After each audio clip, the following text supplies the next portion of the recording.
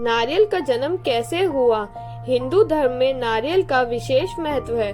पूजा अनुष्ठान और हर शुभ और मंगल कार्य के आरंभ में नारियल फोड़ा जाता है। यह क्रिया वर्षों से चली आ रही है। क्या आप जानते हैं कि नारियल के जन्म के पीछे एक बड़ी ही रोचक कथा है?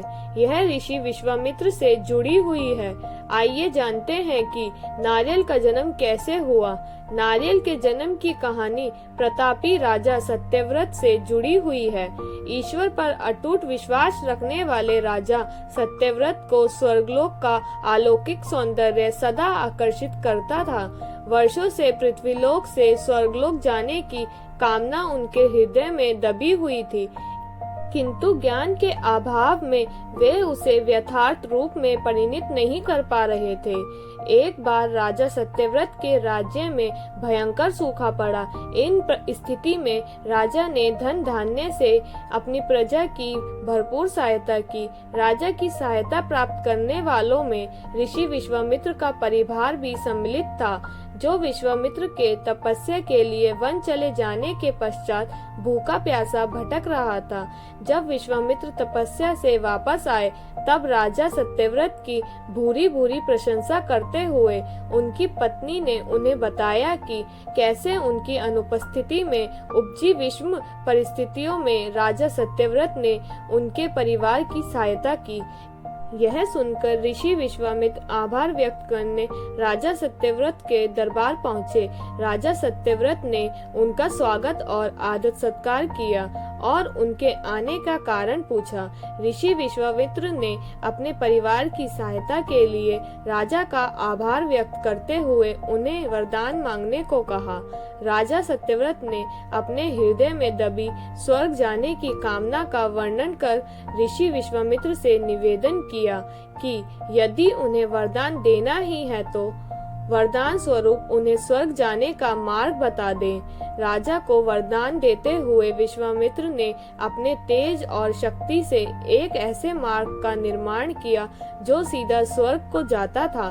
सत्यव्रत उस मार्ग से स्वर्ग के द्वार तक पहुंच गए, किंतु जैसे ही उन्होंने स्वर्ग के भीतर प्रवेश किया, देवराज इंद्र ने उन्हें धक्का दे दिया। सत्यव्रत पृथ्वी लोक पर आ गिरे। उन्होंने देवराज इंद्र की धृष्टता का वर्णन जब विश्वामित्र से किया तो वे अत्यंत क्रोधित हुए और देवताओं के पास पहुँचे। देवतागण विश्वामित्र का बहुत सम्मान करते थे, किंतु किसी मनुष्य को स्वर्गलोक में प्रवेश देने वे तैयार नहीं हुए। अंततः इस समस्या का एक ही हल निकाला गया। ऋषि विश्वामित्र ने पृथ्वीलोक और स्वर्गलोक के मध्य एक श्रद्धा सलोक का निर्माण करवाया, जो राजा सत्यव्रत के लिए था। देवताओं को इसमें कोई आपत्ति नहीं थी। राजा सत्यव्रत भी प्रसन्न थे, किंतु नए स्वर्गलोक के संबंध में ऋषि विश्वामित्र चिंतित थे और उन्हें डर था कि कहीं तेज हवा के झोंके से उनका बनाया स्वर्गलोक डगमगा। ऐसे में राजा सत्यव्रत पूर्ण पृथ्वी पर गिर पड़ेंगे। इस समस्या का निदान करते हुए उन्होंने नवीन स्वर्गलोक को सहारा देने पृथ्वीलोक से नवीन स्वर्गलोक तक एक मजबूत खंबे का निर्माण किया।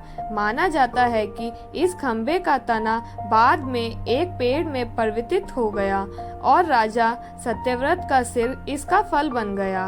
इस पेड़ को ही नारियल का पेड़ और राजा के सिर को नारियल का फल माना जाता है। यही कारण है कि नारियल के पेड़ बहुत ऊंचे होते हैं और उसके फल बहुत ऊंचाई पर लगते हैं।